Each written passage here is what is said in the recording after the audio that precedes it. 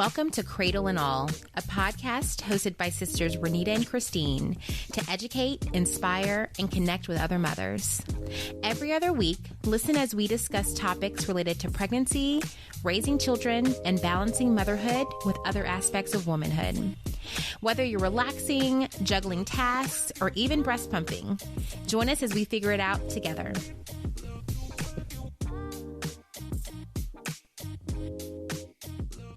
Hey everybody, we're back. This is Christine. Hey you guys, this is Renita. Welcome to another episode of Cradle and All. Yeah. So Renita, this week we're talking all about the evening routine, which we consider that being between the hours of 5 p.m. till about 8:30, or whenever your kid goes to sleep. So how was last night? I mean, I know every night could look different, but how was your evening last night? What did you do? Did you watch Vanderpump? Oh, yes, I did watch episode 2 of the reunion of Vanderpump. So I was rushing to get the kids to bed before. But, you know, I feel like my heart races a little bit before the bedtime routine, just because I just know it's a marathon for me. So last night, I got the kids home a bit early. Like I picked them up from daycare around 5 o'clock, where normally I might do more like 5:30 just because of my hours at work. But because we were home a little bit early, we played outside and played basketball while Bryson was finishing dinner. And we had a really fun time because it was a little bit of a change in our routine since it was early. But because of that, the kids were super amped and had a hard time wanting to go to bed because they thought it was just so fun to do a little bit of extra stuff. But we did it. We made it there. But that's what last night was like for us. It is. You know, that is for me also the most anxiety-ridden time of the day is morning and night with the kids. That's a whole nother episode is the morning routine because that's when I feel like, I mean, I'm not really involved in it, but it just stresses me out. Oh my gosh. Yeah, I remember last episode you were saying that like you just roll over and feels like the kids are leaving. Yes. Yeah, it is a marathon in itself, getting the kids out the house. And of course this applies to people who are sending their kids somewhere. So I'm sure like if you stay at home or if you have a nanny or something like that, it's different. But listen, it's just a lot to get everyone transitioned to bed or out of bed. But there are a lot of things that I feel that we have in place that helps with that for morning and evening. Evening has been more stressful for me lately because we're in this transient location and it's small quarters and I feel like we're just on top of each other. Yeah. That brings me the anxiety about it. But I know the kids appreciate the routine, the structure. They know what to do. Even though sometimes they drag their feet, they know what comes next. It's been like this for years at this point. Yeah. Yeah. Well, yes. I mean, how did you guys do last night? What does it look like for you? Well, I went to a VPR watch party. So Dontrell put them to bed last night and I was like, bye. But normally, so let's take the night before. It all goes well. I think things start to fall apart when, depending on dinner, if they don't like what we're eating, if they're not interested, that kind of sets the tone sometimes.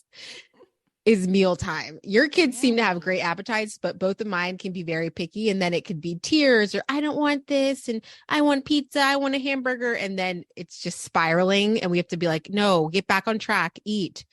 We got to go upstairs. So that happened the night before last. So Dallas wanted hamburgers. Night could look a little different. I mean, it really could. Well, you know, I was reading an article or two recently about this bedtime routine thing because I was like, I need to make my life easier here. And it was funny because I was hearing people describe witching hour for toddlers. So we were talking about it before, but like, does the witching hour apply to toddlers? Because sometimes you think of it with babies, infants. So, you know, that weird hour between like after they've fed around 8 or something like that. And then like 11 o'clock when they get a little burst of energy. But I mean, people were describing it as maybe something that toddlers could go through too. I thought it only applied to infants when they were colicky or crying before bed, even though I never experienced that with my kids. They fell asleep right away. Then they woke up about 10 minutes later crying. But yeah, I think that, I don't know. I'm kind of torn on this because I don't necessarily see it as much with my kids. But I do feel that just like adults, when you get home, our kids are in daycare. And even at the end of the day, you just want to chill, relax. I don't see why that doesn't apply to kids where you might be cranky. You might be excited. You might just be going through a range of emotions on any given day during the hours of 5 and 8 or sometime in between there, because you just had a full day of stimulation, activities, excitement, emotions. I have that moment when I get home. Usually I want to lay on the couch, but Yeah. of course, I mean, I don't usually, Good for but you. yeah, Good for why, you. why doesn't it apply to them? But I think it's just the term witching hour may just describe this like crazy time period where kids are not acting how we want them when we put them to bed. But truly, it's like at whatever age it is, kids fight sleep or kids are excited to do one thing, and when you're trying to transition them to something else, whether it's to play with something different or stop an activity, it can sometimes be difficult. So Mm-hmm. I know for my kids, they come home and the first thing that they are already doing is eating the snack that we get when you leave from daycare. So they are really, that's a big part of their routine. And if anything's off, like we pick them up before snack hour at daycare, or if they pick up later than that, then they're like, wait, what's going on? Where's my snack? Mm-hmm. And so some of it, I think, is just kids being excited for what they know to be part of their routine, or just not wanting to go to sleep because they're having a lot of fun. Yeah, I think so too. I think they also are bucking the system. I feel that they're used to all the routines all day. They're having to follow the rules. They're having, as I mean, at least for our kids, it doesn't apply to every kid, especially those who probably are at home all day with their Yeah. parents. But if they're in school of any sort, they're having to fall in line, follow the rules, do these things, social dynamics and norms and all these things. And when they get home, they can finally let their hair down and Yeah. they're like, no, I don't want to eat this. No, I don't want to go upstairs. They're just like tired of it, maybe. That's so true. Because they do. I've seen my kids at school versus home. They're like little They're rule not the followers. same. They're Yeah. not the same at all. Yeah. So let's talk a little bit about how our routines start. Like for me, on the days that I get home early for work, like right now we're recording on a Thursday afternoon, I'm off early. I'm constantly looking at the clock thinking, okay, I got to pick the kids up in 1 hour, in an hour and a half. And it's like countdown mode. And it's almost like I am prepping myself for all the responsibilities that are going to come between when they walk through the door and when they're asleep. So let's talk about what that looks like for us right when they get through the door. Right. You're right, though. The countdown does start to happen for me at about 4 o'clock. And then I start knowing, okay, they'll be home around 5. I have to go pick them up, meals, what are happening. So before they even get here, it's all about the meals, prepping, either cooking it or knowing what's going to happen. But then once they're in the door, we try to keep it consistent. They are arriving to the house. They have had a snack between daycare and getting home. Now that they're home, it's playtime, depending on the time. Sometimes there's activities, but that's the first thing they do is, okay, you guys go and play, have free play. That can involve their toys. Sometimes it's more structured, like Dallas getting ready for basketball. Go bounce your ball 100 times with each hand. We literally are doing that right now. Wait, Walk so around the table. Yeah. they're playing while you're cooking, or the food's already cooked before they come home? It depends. It really does depend. Like last night we had takeout. Tonight it'll probably be leftovers. So we do have that routine, which I mentioned in a previous episode about Dontrell and I alternate Monday, Wednesday, Friday. I do meals Tuesday, Thursday. So if I'm doing the meal, I like to have it prepared in advance because I know how they are with me. Whenever I'm in the kitchen, they just are like gravitated towards me like a magnetic pull. They always want to be next to me. So even when I'm cooking, so I really do try to do it before they get there because for when I work from home and I can do that, and it's very unproductive and like scatterbrained for me to cook because I'm having to take this kid off of here and they're in the counter, they're getting into everything, at least one of the two. That's very interesting and a little bit different for me. I mean, honestly, this could vary. So, on the days that I get home early and I have the chance to cook before they get home, then I'll cook before they get home. But many times, Bryson and I's schedules are such that if leftovers or pre-made meal is not available, then we're cooking while they're playing. And so there's a little bit of some tag team where like Bryson may be cooking and I'm with the kids playing and entertaining them, or they're entertaining themselves, or vice versa. But many times there's a time where they're cooking when we're actually all home together. Yeah, same here. It's not down to a science. I still do cook when they're here. It's just very chaotic for me. And also depending on what I'm making. So if it's something that just goes in the oven or air fryer, I can quickly do that while they're around. And sometimes I like to involve them. Like we made hamburgers the other day and Dallas wanted to help seasoning and so with him, he does enjoy that. So if it's a meal like homemade pizza, sometimes we'll do that.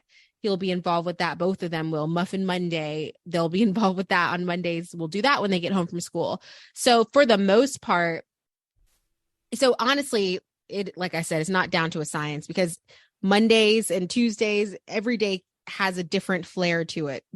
Mondays are muffins, Tuesdays swim, karate, whatever it might be. Same with you, right? Because you guys have the kids in activities, which also can change the routine. Yeah, that's true. So, but I think the word that you use right there is key, which is routine.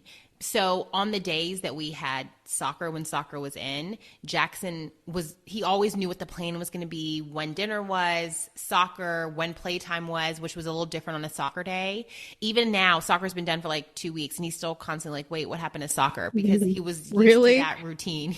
Yes. Oh my gosh. Dallas has not asked once. Oh my gosh. Yeah. But I think routine is key because the kids know, okay, on the way home from school, that's snack time. And they don't know the time, but like 30 minutes later is when dinner's going to be. Mm-hmm. So I can kind of hold them off on eating because Lord, my kids love to eat. So I'm like, okay, good. We got to get 30 minutes to figure out dinner, let them play, get the big bulk of their energy out, because after dinner is where we try to slow things down. So things should be calming down a little bit more.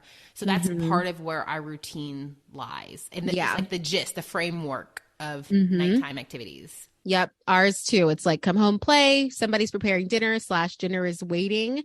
And then we start eating anywhere between 6 and 6:30 is when we start to eat. And one thing that we always do is eat together at the table. So every single night, even if Dontrell and I are not eating, we will sit with them at the table. And, before they get there, it's like, all right, everybody go wash your hands. That's a part of the routine. Then sit down. Then we all say the prayer. Like these are all things that can happen at any night between 6 and 6:30. You're going to see this happening in my house. Yeah, that's kind of the same thing here for us. Mm-hmm. Another thing that I think is helpful is having the kids help us, but not in the way that you said. Now, of course, with a 2-year-old, they can only help so much. Jackson being 5, he can do a lot more. But for us, having the kids help with dinner is tough because they're more hungry. I think it reminds them that food's coming and they're more irritable because they're like, wait, I'm hungry, which is different than like on the weekend when we're cooking well in advance, or maybe they've already eaten something else. But the ways that they do help us, that they know is their responsibility, is after they're done eating, they each have to put their food or there's plates in the sink and any like trash in the trash can. And then before bedtime, they have to clean up the playroom and like put their toys away. So those are things that recently, I think in the last 6 months, we've been doing more consistently, that takes things off of our plate because they're helping in the littlest way, but it's still help. Yeah. And it's really not a little way. It is preparing them. It's just giving them more responsibility. They really should be doing those things at the age that they're at. Honestly, we need to do more of that. We do have them help also, Dallas, with setting the table. That's something we started more recently. Oh, that's so cute. I've now started to say, Dallas, set the table. So he'll get the plates, really just him and Dakota's plates, cups. He'll even get the water, it's silverware, placemats. And that's very helpful. And he looks forward to it. That's his thing and how he's helping. He's like, your job is to set the table. And we also do where they put their plates where they belong at the end of the meal. But we just make sure that any silverware that gets thrown in the trash, that we get it out, because sometimes they forget. But I'm glad you mentioned that though, about the cleaning up too, because after playtime, it does get very messy, and I'm the one cleaning that up. Usually I don't ask them to do it because I was doing that all myself. And then, on my nights that I'm on call, there may be times that I miss bedtime and stuff like that. And so one night a few months ago, I came home and like everything was so clean, and Bryson's just sitting on the couch watching TV. The kids were quietly playing in the playroom. And I was like, what's this? What's happening? He's like, oh yeah, this is what I make them do. And they do it. I was like, what? They do not do this with me. So then I like snuck myself into the plan. I was like, guys, you have to do what we do with Daddy. Yeah. I know. There's a lot of things I see them doing with Dontrell that they don't do with me. I'm like, you guys act like I'm the biggest pushover ever. The way Bryson gets these kids in shape, like they listen to him with no tears. He tells them what to do or like instructs them about what's important or whatever needs to happen, and they just do it. Yet when I do it, it's tears, it's tantrums, it's mommy, that's not fair. I'm like, what is going on? Sometimes I literally deepen my voice to I do sound too. like Bryson. It doesn't help. It does not help at all. Dontrell laughs at me when I do that. But I, even with, and this is kind of a side note, but when Dontrell's the only person that could put Dakota to bed. And he's 27 months and he still cries every night to go to bed. We read him his book. Why? Well, I'll put him to bed, but then he'll go and cry at the door and lay at the door. But whenever Dontrell goes in there and whatever he does, the child does not cry at the door. So I'll put him to bed and then he'll cry at the door. We'll finish. I'll pat his back, all of that. The minute I leave the room, he'll start crying and lay at the door. Dontrell, I'm like, Dontrell, go in there. He'll go in there. And a minute later he comes out and the child is silent. Every night we have to do this. I don't know what they do. The magic touch. Right. Or he just thinks I'm a pushover and I'm going to pick him up and bring him in my room. I don't know. We talked about dinner, but like, how do you guys do bedtime? So basically after dinner, what do you do to lead to bedtime? Mm-hmm.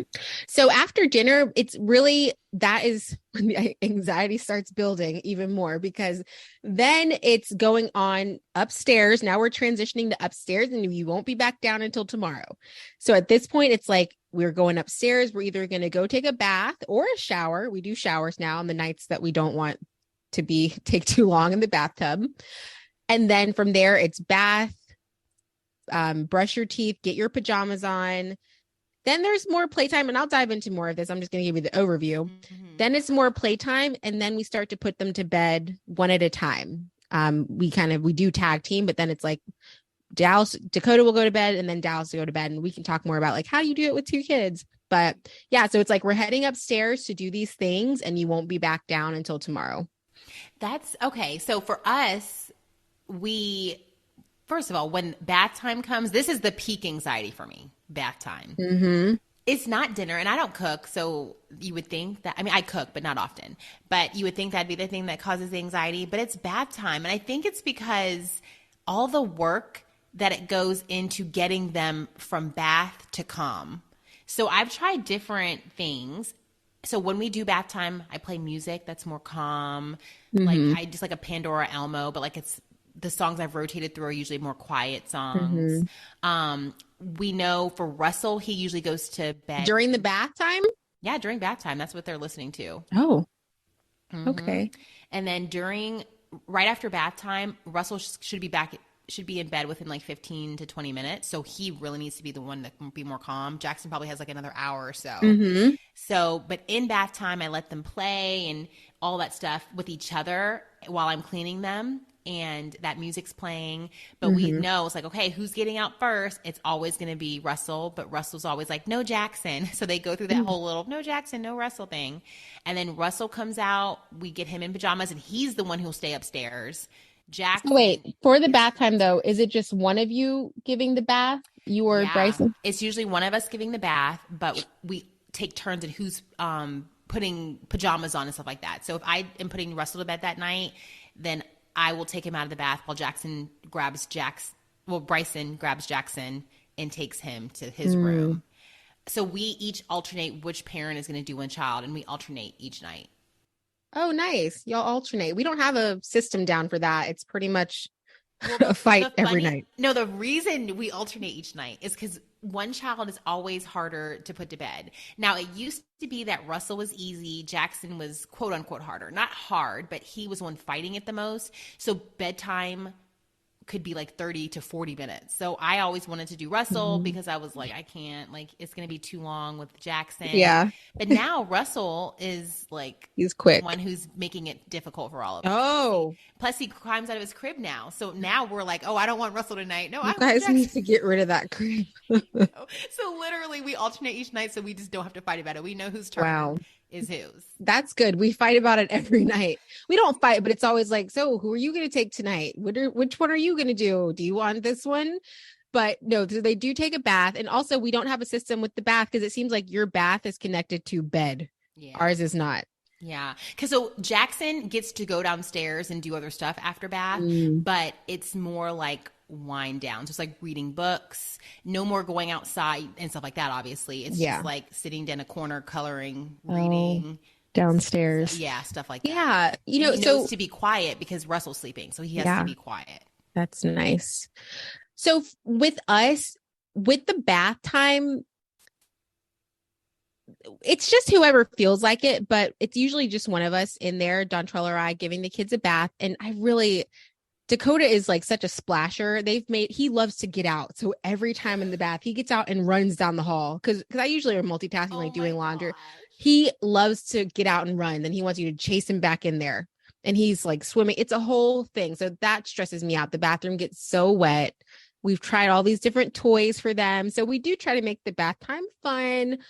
I think though I want to start giving them separate baths. I want to see how that works because they're always fighting. You mentioned showers. Yeah. We have started incorporating showers just because it's faster, like you said. And at first I was going to just shower Jackson and Russell, do a bath, but Russell sees Jackson and wants to get in the shower too. So yeah, now they'll both go in. Absolutely. That is faster. We just put them in together. Yeah, it is all lot the time. Faster. It is. Mm-hmm. Yep. We just turn it off. Like, all right, let's go. Let's get out of there. Yeah. So we do the bath. And after that, then it's in their getting them into their pajamas. So usually we each take one kid, just whoever we feel like it at the time. It's like, oh, I want him. We'll just take one kid each. And then they have some more time to play. So at this point, it's getting close to Dakota's bedtime. So we're usually in our room playing or in the hallway with their toys. And then from there, Dakota goes down first because his bedtime is about an hour earlier than Dallas's. And it's almost like drawing straws. But yeah, it's like, who wants to do it? I really do want to incorporate a system, though. I think that will help because it's one of those many decisions that you make in a marriage that just is annoying. It's like, what are we going to cook for dinner? Who's going to do this? The same questions you ask 100 times a week. You could just eliminate that with a system. So I'm going to incorporate that and see how it helps out. Yeah, I feel like that's the one system we have down pat. Mornings aren't 100% down because we still sometimes have to figure out who's who. And cooking, I love that you guys have that system. I'm probably at fault because I've recommended that cooking system, but I never pull through on my part. Oh, you did? Yes. It does help things out. Like I hope Dontrell thought about what he's doing tonight because I didn't.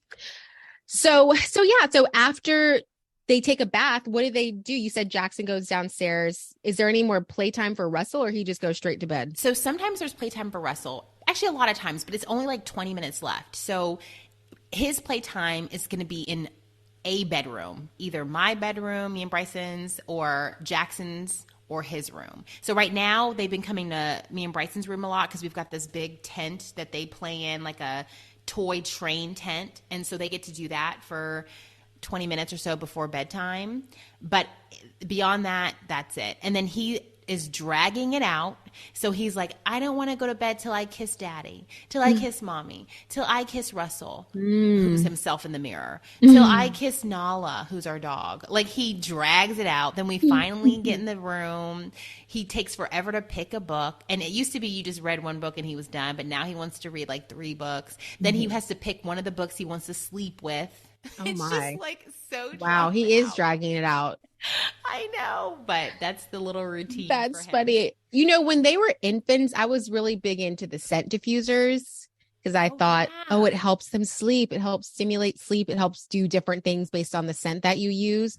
And I don't do that anymore, but I did that even when Dallas was probably Dakota's age. I still had a scent diffuser in his room. I was very intentional about like when they're infants, the baby massage and put different scents on them, like all these things just to promote sleep, which I don't do anymore. But I remember it just made me think about how we were so intentional when they're infants about the sleep time and making sure they have a full belly and that they have everything they need to have the best sleep ever. That is true. Swaddling them and all this stuff. Yeah. But I think that as they get older, there's so many other things that they have going on besides sleep when they're infants. It's like eat, sleep, change diaper. So that was a big component of everything.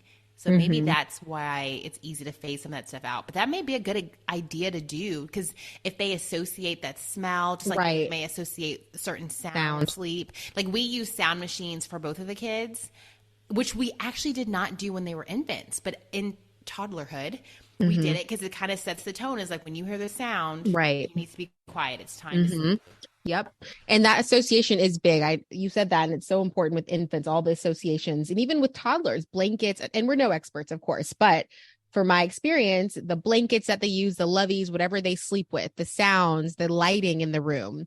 So that is one thing we do for bedtime that, so we're kind of jumping ahead here, but the wind down time and even that routine of, okay, now it is actually bedtime. Let's turn on these particular lamps in your room. So we do keep the lighting very dim, even when reading the books. We have light lamps on in each kid's room. Mm-hmm. When they're sleeping, they have night lights in there also. And we always play this playlist on Alexa that we've been playing since Dakota was born. In Dallas, I think he's outgrowing it. But those songs, it's like, hopefully they hear that and they know, okay, lie down and don't get up. And now it's time to go to sleep. But it's those steps that we use just to kind of signal it's bedtime. And of course, reading books. And I mentioned blankets too. So Dallas has a blanket that he loves to sleep with every night. Really? Mm-hmm. This purple blanket that he just loves. So yeah, but I know you were talking about what happens between bath and bed. And with us, so I just mentioned that, Dakota's bedtime's an hour before Dallas's. So he goes to his room and goes through that routine. But what Dallas does, and with their getting older and their age differences, we've had to evolve this over time. They used to be put to bed together. They used to read books together. It was all on the same timeline. As Dallas got older, his bedtime got pushed. Dakota's got pushed a little bit too, but then their schedules kind of started to deviate because of their ages. And so we had to adjust. And now when Dallas goes to bed, one parent will take him, Dakota, one parent will take him in the room, read to him, get him down. And Dallas still has another hour of playtime, hour or less. So what we do is, and I already said this before in another episode, is screen time before bed. He gets his iPad and he's able to play some educational games on there. Like, it's all education focused, but he knows, can I use my iPad? And initially we started that because it was a way to keep him quiet and engaged. But now it's just now a part of the routine. So that's the main thing. But sometimes I do some other educational things, like we'll go over flashcards before bed, or he'll work on a workbook page. More flashcards with Jackson. That's a good idea, because we have them and we do them like on a weekend. But bedtime would be a really good idea. Yeah, we do. I actually gave you one, I thought. Yeah, we have that one. We've been doing puzzles. Oh. That's good. So once he finishes the puzzle, sometimes he finishes it twice. So I need to increase the number, like some bigger, harder puzzles for him. Mm-hmm. But once he finishes it, then it's like, okay, you did it, bedtime. Yeah. I need to give you some. We actually have a bunch I can let you use since Dallas isn't into them. But yeah, the flashcards are great. We go over sight words. So we actually, it's a great time to do it too, because we can see the growth. So there are some words that when we first started out, he didn't quite know, but of course we keep reviewing them over and over, and then he's just building his vocabulary and starting to read them more. So perfect. Yeah, it's really fun. It's fun for me. I don't know if he thinks it's fun, but I think reading books is a big staple for a lot of parents with putting their kids to bed. And it's been a nice transition to see a 5-year-old like Jackson now reading to us instead of us just reading to him. So the way we do it is for Russell to go to bed, we're all a part of the book reading. So Jackson's there while we read the book to Russell. And sometimes Jackson will read a book to Russell after we've read the book. And then when it's Jackson's turn to go to bed, he gets 2 books, one that we read and then one that he reads to us. And so we know that after he's read the book to us, it's bedtime. Mm-hmm.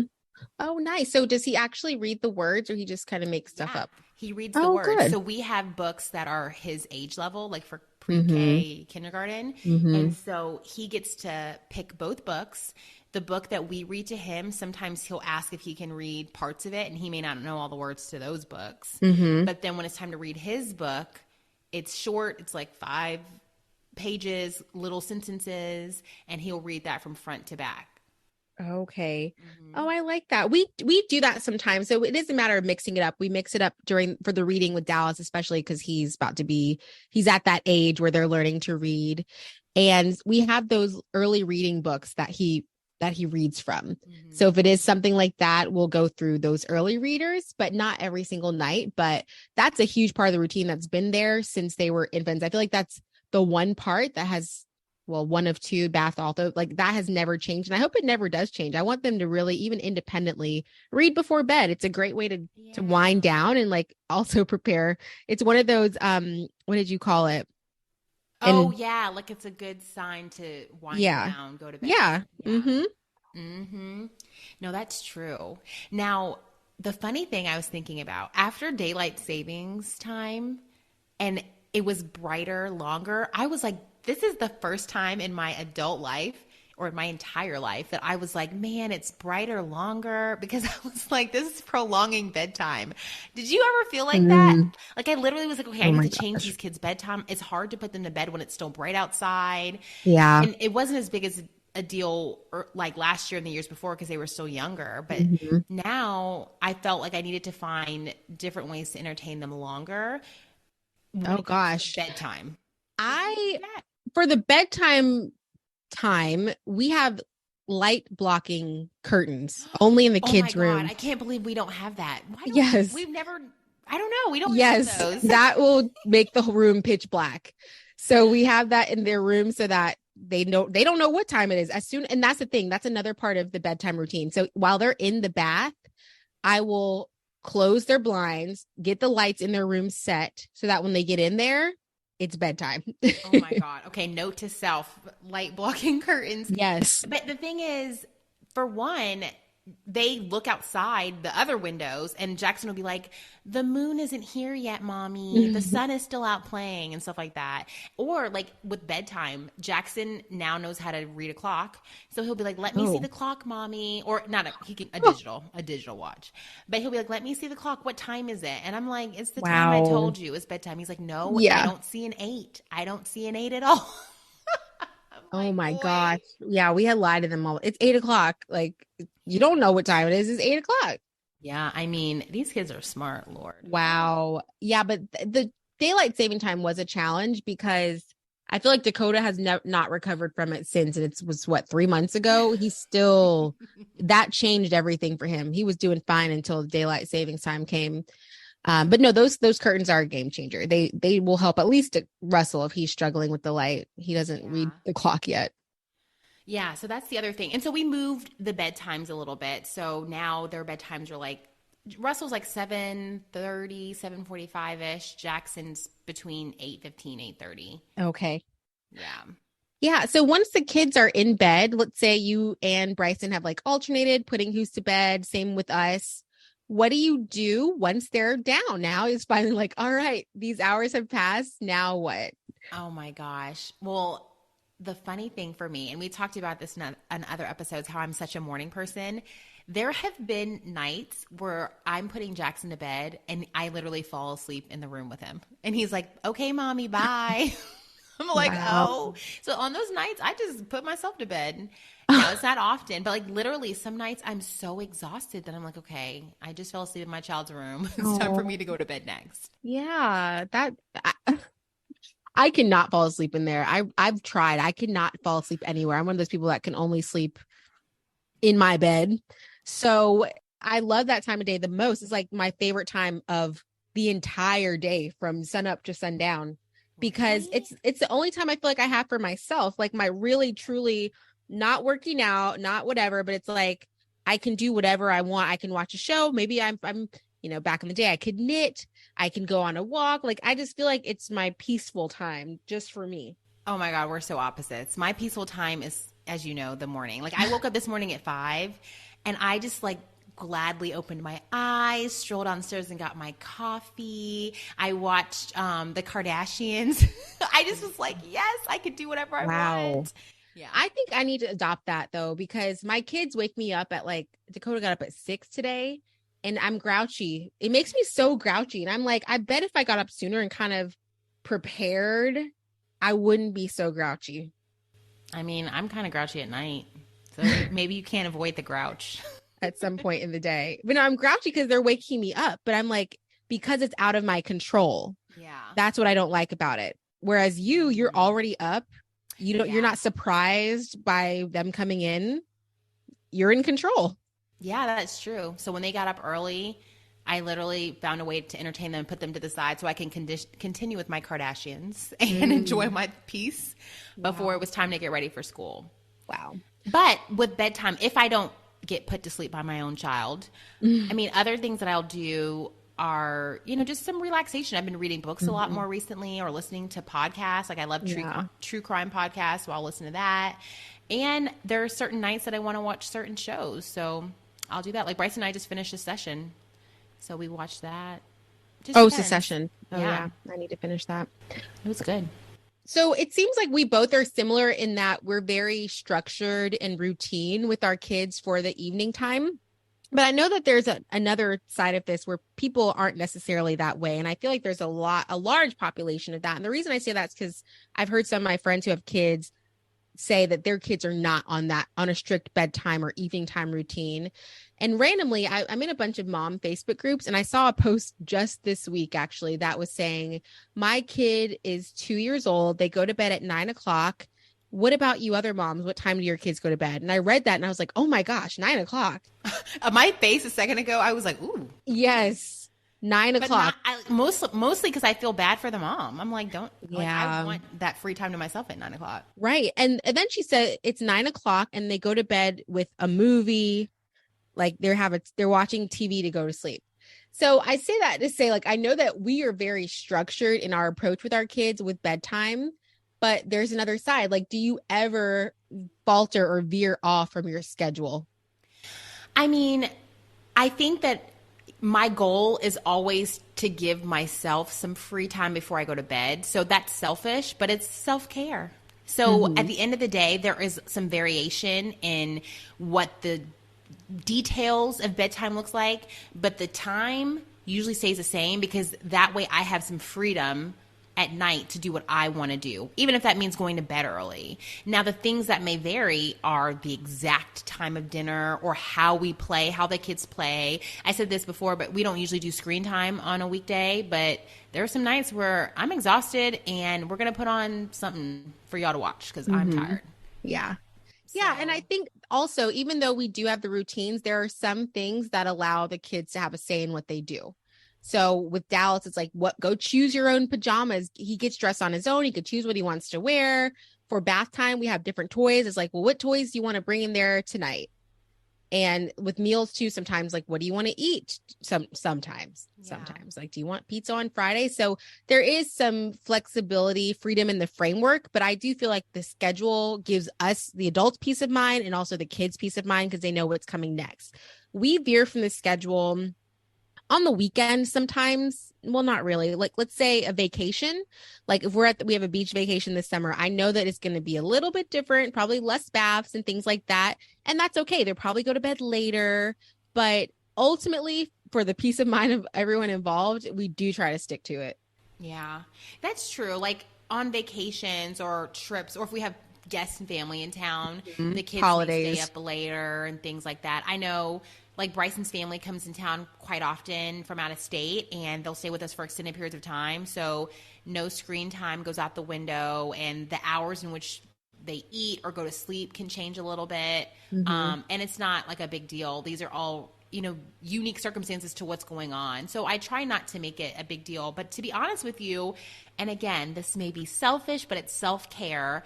A lot of the decision-making that I have when it comes to the bedtime, 5 to 8 o'clock routine is all about how I'm feeling. So, or Bryson's feeling, how we are doing. So if it's a busy week and we're exhausted, or if I'm post call and had a crazy busy night, then there's not going to be, this prolonged outdoor playing. It may be like inside, something easy for me to manage with the kids, or maybe I just want to lay on the couch and I know that they can do some play around me. Like there was a night once where I was so tired and I was like, I gave them pieces of paper and I was like, okay, I want you guys all to draw mommy. And I literally fell asleep on the couch because that's what I needed.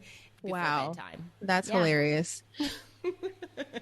And they did it. That's great.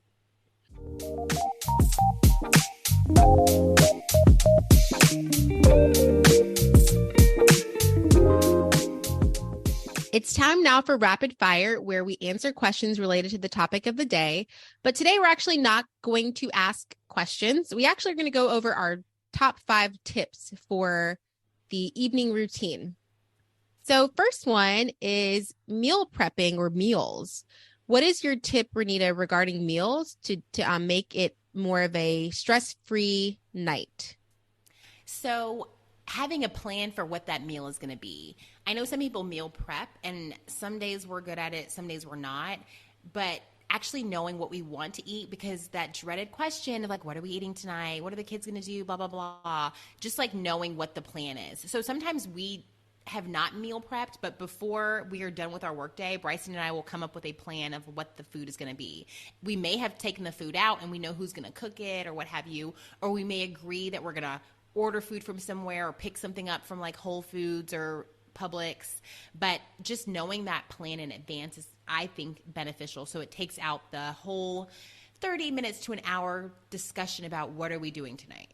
Mm-hmm. Yeah, that helps so much. I need to work on that, because ideally I would be able to do that for the whole week. I've done this before, tried it out where I had the plan my meals for the week on Sunday and then made sure I had everything so that it's all at the house. So I think that would be great to make the night a success. But other than that, I feel that just being okay with knowing, providing your kids with like frozen meals too. We probably do one frozen meal a week, and it's not unhealthy. I found some good brands out there that I like, where they have vegetables infused with the macaroni and cauliflower bites, things like that, or like non-hormone injected chicken nuggets. But I'm fine with that. The kids, I know they're going to eat it, and I feel at least better with the brand. So at least once a week, we'll do that. And then another thing is having certain days for certain things, like on Tuesdays, Taco Tuesday, Pizza Friday, Muffin Monday. So that actually makes it easier for you to plan what to cook that day. Yeah. You know, the chicken nuggets that we give the kids are not really chicken. They're vegetable made chicken nuggets, but they love them so much. And we call them chicken nuggets because that's what they look like and everything like that. Oh, I need that brand. Yeah. And then you're right. Like, Taco Tuesday. Yesterday was our Taco Tuesday, but I forgot because Memorial Day was really Wednesday. So we were eating tacos, and I'm like, yeah, guys, Taco Tuesday. And Russell's like, or Jackson's like, oh, it's Taco Wednesday, Mom. I was like, oh, yes, okay. You're not wrong. But so, the other thing that is crazy for us with meal prepping or meal planning, sometimes my kids don't want leftovers. Like, Jackson will be like, Mommy, we ate that yesterday. Yeah. Do your kids do that? Oh, yeah, of course. They definitely do. So sometimes I'll give them the leftovers, not immediately the next day, but the day after that, or I'll have to like jazz it up in some way to make it seem different. So if we had grilled chicken, which they did have from Memorial Day, maybe it's like pulling the chicken off the bone and putting it in a slider. Now it's a chicken slider. So changing it up in some way too. Okay, good. So what about wind down time? What is your most favorite thing to do in that quiet time between the bath time and the bedtime with your kids? You know, I'm figuring it out for Russell. 2-year-olds are tricky because they don't communicate well and they have tantrums. So for Jackson, it's easy. Puzzles, books, he can sit in a corner and do a lot of self-play. Russell right now, it's easy to find something to entertain him, but it's hard to pull him away from it. So I'm still trying to figure this out. But the thing that's been useful for us currently is the tent. So that little tent that looks like a train, he goes in it. He's talking about choo-choo, blah, blah, blah. And then that's the thing where we're like, okay, kiss the tent goodbye. So I heard somewhere that some people recommend having an actual timer that dings so that the kids can know, okay, when you hear the sound, playtime's over. So that's all my plans to add to my wind down time. And even songs. That is something I've done before, like using songs to signal transitions. Yeah. So that they know when this song comes on, it's time to move on to the next thing. That's a good idea. So for us, it's more so about time spent together. Usually between the bath and bedtime is when we are all intimately one-on-one together, all 4 of us. Usually we're in our bedroom, in the bed, laying on the bed together, doing some imaginative play. It can be different, but it usually ends up with us all lying in the bed together, like kind of snuggling up or jumping around, being silly. But it's always, I think, the most intimate time of the day for us, because it's that 1-on-1 or 3-on-1, 4-on-1 time before everyone goes to sleep. Yeah. I like that. Hmm. So what times of the evening do you and Bryson tag team?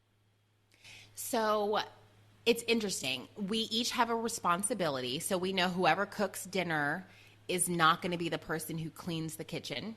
So we kind of alternate on those things. And then bath time, the person who does the bath is not going to dry off both kids. So we each will alternate on which child we're drying off and actually getting pajamas on. And then we each take a child to put to bed. So Hmm. we alternate on that every day because in the beginning we'd be like, oh, you just did it. No, you just did it. I just did the other day. And then we Hmm. realized let's just alternate. So we just Yeah, all do it every time, right. every other day. Okay. Yeah, that's similar to us. The entire evening routine is a joint effort. One person does not sit out for any one part, from meals to baths to getting them dressed to putting them down. We're both involved throughout the entire time. And I love that. I think it really does help make it go more smoothly. The kids are engaging with both of their parents. And there are times when we're not there and we just pick up the load for the other person. But it's so valuable to have for Dontrell and I to work together for every part of that 3 hour, 4 hour time period. Yeah, I mean, and that's a good point of what you said. Sometimes we are not both going to be together. Like you and Dontrell travel a lot. I'm on call 1 to 2 days a week and might miss bedtime. So Bryson now has to travel sometimes for work. So on the times where they are not, our partners are not with us, I do find that my routine changes a little bit. Like sometimes it's even easier to simplify for me with the kids because I do it the way I want to do it. And sometimes things may change. And I think he may have his own ways that he does things when I'm Yeah, not there. So absolutely. that's a time where you just have to pivot and make it work for you. Yeah, I same here. When I'm alone, I feel like I'm even more efficient, honestly. Yes. I I get feel it like done the much house is quicker. cleaner without Bryson there. Same. I'm like, how is this Me possible? too. I'm like, the house is spotless. The dog went out. The kitchen's cleaned right as the meal's being prepared. Everything Yes. is so tidy, but that's just men and women for you, I think. So next, do you do you think it's okay to change things up based on how you feel, or do you like to stick to the routine no matter what? You know, I change it up based on how I feel. Again, self care. But the thing that's not going to change is the time of bed. And sometimes, if anything, it may be earlier, depending on how exhausted the kids are and I am. But that's usually the gist because I want to make sure that there's time for me at the end or time for me and Bryson together at the end. But I go with the flow where I need to because kids are messy, kids have tantrums, kids are excited and want to do something different. You can't always be so strict. Mm-hmm. I agree. I love sticking with the routine because I like the time I get in the evening, but things come up. Like just this week, Dakota is in my room for whatever reason. He's crying, and I'm not going to just leave him in there so I can have time in the evening. He'll come in the room and he'll sleep with me for the evening, or Dallas is getting up every couple of minutes because he can't sleep. I'll go in there and rub his head and so I am flexible to the kids' needs, but the routine essentially will not change. There might be some slight modifications here or there, but I see how much it works for us. So I am an advocate of having a bedtime routine and an evening routine for the family. Yeah, me too. So our last tip, what tip do you have, Renita, for managing the evening routine with or more, two kids or just more than one kid?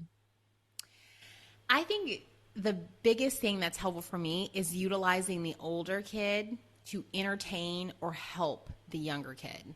So, of course, it depends on the age of the kids. If you have twins and they're the same age, that may be different. But for us, Jackson can now help his brother when it comes to certain things. So if I know that we're about to get to bed and I need to distract them while I clean up the kitchen really fast, I can say, Jackson, let's go upstairs and get ready for jammies. Can you help your brother pick out the pajamas?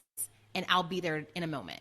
So that's the beginnings of him going up with his brother there. Or when it's time to, do something where they need to play while I can do something else, like cook or what have you, I can say, hey, you guys play together. Jackson, why don't you teach your brother some colors? Let's show him this and that. So really playing off the older child to help entertain them by helping them to be a big sibling, but also helping to let me get things done.